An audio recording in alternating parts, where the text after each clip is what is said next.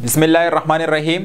आज का जो हमारा लेक्चर है वो कॉन्ट्रैक्ट एक्ट 1872 के मुतल्लिक है। इस लेक्चर में आज हम समझने की कोशिश करेंगे सेक्शन 43, 44 और 45 के मुतल्लिक, जो कि डील करते हैं by whom contract must be performed.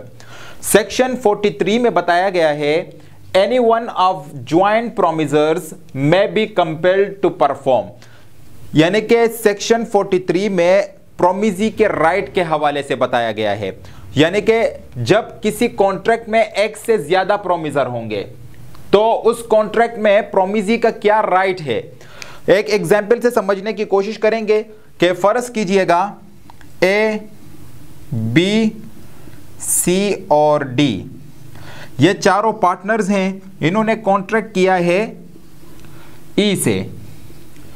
ठीक है, अब यहां पर इस सेक्शन में बताया गया है कि अगर इन केस ए, बी, सी और डी अपने कॉन्ट्रैक्ट को परफॉर्म नहीं कर रहे हैं तो यहां पर ई के पास क्या राइट मौजूद हैं। तो ई के पास ये राइट है कि ई इन चारों को कंपेल कर सकता है कि वो अपना कॉन्ट्रैक्ट परफॉर्म करें। फर्ज कीजिएगा ये जो पार्टनर्स हैं इन्हें देने हैं 40,000 रुपए ई को।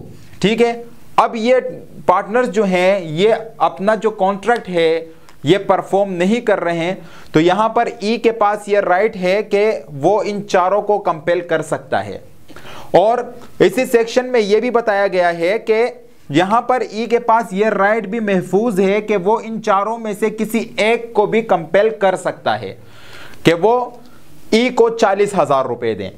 मगर इस सिचुएशन में याद रखिएगा कि इन केस अगर ई ने सी को कंपेल किया, ई ने सी से कहा कि आप मुझे 40,000 रुपए देंगे, तो यहां पर सी के पास ये राइट नहीं है कि वो ई से ये कहे कि उसके जो दीगर और को पार्टनर्स हैं उनसे भी या उनको भी कंपेल किया जाए।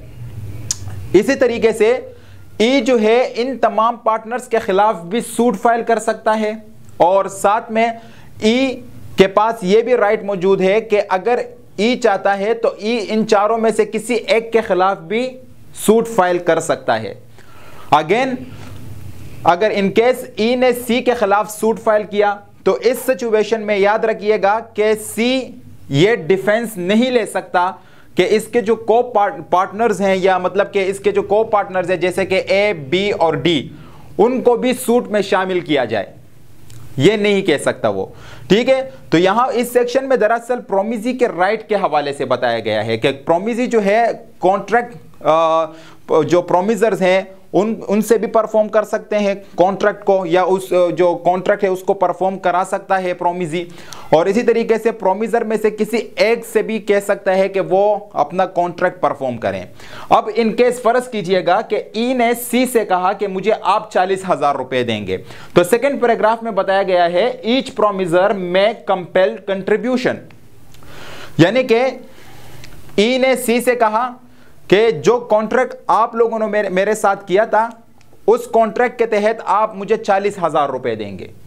ठीक है, तो यहां पर सी का यह राइट बनेगा कि सी ए, बी और डी से कहे कि आप मेरे साथ कंट्रीब्यूट करें ताकि हम ई के जो 40,000 रुपए हैं वो दे सकें। ठीक है, तो यहां पर सी का राइट होगा कि वो ए, बी और डी से कहें कि हमें 40,000 रुपए देने हैं, तो फर्ज कीजिएगा कि 10,000 जो है ये ए को देने हैं, इसी तरीके से बी को भी 10,000 देने, सी को भी 10,000 देने और डी को भी 10,000 देने। तो सी कहेगा कि ई जो है मुझे कह रहा है कि आप मुझे 40,000 देंगे, तो वहां पर तो ई का ये राइट है, वो तो कह सकता है अंडर सेक्शन 43। तो यहां पर जो जिस प्रोमिसर को कंपेल किया जाएगा उसके पास भी ये राइट महफूज है कि वो जो दीगर उसके को पार्टनर्स हैं उनसे कहें कि आप मेरे साथ इक्वली कंट्रीब्यूट करें ताकि हम ई के जो पैसे हैं 40,000 वो दे दें। अब इसके जो थर्ड पैराग्राफ में बताया गया है कि sharing of loss by default in contribution, यानी कि फर्ज कीजिएगा ए, बी, सी और डी ये पार्टनर्स हैं, इन्होंने कॉन्ट्रैक्ट किया है ई के साथ कि हम आपको 40,000 रुपए देंगे। अब यहां पर ये जो ए है, फर्ज कीजिए ये ए इंसॉल्वेंट हो जाए, इंसॉल्वेंट का मतलब यह है कि ए दिवालिया हो जाए, ए के पास अब पैसे नहीं हैं, तो यहां पर ए की जो लायबिलिटी है वो इक्वली डिस्ट्रीब्यूट हो जाएगी बी, सी और डी में। ठीक है, यानी कि पहले सिचुएशन में 10,000 देने थे ए को, तो इसमें यह नहीं है कि अगर ए इंसॉल्वेंट हो गया तो बी, सी और डी सिर्फ उनको 30,000 रुपए देंगे, ये नहीं होगा, बल्कि जो ए की लायबिलिटी है जो कि 10,000 रुपए हैं, ये 10,000 रुपए इक्वली डिस्ट्रीब्यूट हो जाएंगे बी, सी और डी के दरमियान। अब इस सिचुएशन में 13,333 रुपीस जो है ये बी देगा, इसी तरीके से 13,333 रुपीस जो है ये सी देगा, और इसी तरीके से जो 33,333 रुपीस जो है वो कौन देगा, वो डी देगा। तो 40,000 रुपीस वो दे देंगे किसको, ई को दे देंगे। यानी कि इसकी जो लायबिलिटी है वो इन तीनों के दरमियान इक्वली डिवाइड हो जाएगी, इक्वली डिस्ट्रीब्यूट हो जाएगी। अब unless a contrary intention appears from the contract, ये इसी सेक्शन में लिखा गया है कि इन केस अगर कॉन्ट्रैक्ट में कोई और चीज मतलब या कोई और क्लॉज इंसर्ट कर दिया गया है, तो सबसे पहले हम उस कॉन्ट्रैक्ट को फॉलो करेंगे, उस कॉन्ट्रैक्ट को इंप्लीमेंट करेंगे। अगर कॉन्ट्रैक्ट में ऐसा कुछ नहीं है then section 43 will be implemented. मगर यहां पर एक बात याद रखिएगा कि इन केस ई जो है ये कौन है, ये है लैंडलॉर्ड, ठीक है, और ए, बी, सी, डी ये है टेनेंट्स, यानी कि ये किराएदार हैं और ये मालिक मकान है। अब मालिक मकान ने इन चारों को अपना एक घर दिया है किराए पे, ठीक है दोस्तों। तो यहां पर अगर कॉन्ट्रैक्ट मौजूद है इन दोनों के दरमियान और ये जो टेनेंट्स हैं अब वो पैसे नहीं दे रहे, फॉर एग्जांपल घर का किराया है 40,000, तो इस सिचुएशन में भी सेक्शन 43 ही एप्लीकेबल होगा। यानी कि जो लैंडलॉर्ड है उसका यह राइट होगा कि वो इन चारों में से किसी से भी यह कह सकता है कि वो उनको 40,000 रुपए दें, ठीक है, अगर वो घर का किराया 40,000 है। इसी तरीके से और अगर लैंडलॉर्ड जो है ये अभी किराया नहीं दे रहे हैं तो लैंडलॉर्ड इन चारों में से किसी के खिलाफ भी सूट फाइल कर सकता है। तो लैंडलॉर्ड और टेनेंट के केस में भी जहां पर टेनेंट जो है एक से ज्यादा है तो सेक्शन 43 इज एप्लीकेबल। मगर दूसरा केस ये है, ये भी याद रखिएगा कि इन केस ए ने बी को 10,000 रुपए दिए, ठीक है। अब ये 10,000 रुपए जो हैं बी इसको रिटर्न करने से पहले जो है वो फौत हो जाता है, ठीक है, रिटर्न करने से पहले क्या हो जाता है, फौत हो जाता है, इंतकाल कर जाता है। तो इस सिचुएशन में याद रखिएगा कि जो बी के लीगल रिप्रेजेंटेटिव हैं या बी के जो हेयर्स हैं, ठीक है, अब ए फॉर एग्जांपल बी के सी, डी और ई ये ई के बच्चे बी के बच्चे हैं, ठीक है। तो इस सिचुएशन में ए जो है सी से अकेले में नहीं कह सकता कि आप जो है मुझे 10,000 रुपए दे दीजिए, अकेले में सी से नहीं कह सकता, बल्कि अगर इनके खिलाफ सूट फाइल करेगा ए, इनकेस अगर ये लोग जो हैं बी के जो लीगल रिप्रेजेंटेटिव हैं ये पैसे नहीं दे रहे हैं ए को, तो उस केस में ए जो है इन तमाम के खिलाफ सूट फाइल करेगा, किसी एक के खिलाफ नहीं करेगा। यानी कि इस सिचुएशन में सेक्शन 43 इज नॉट एप्लीकेबल।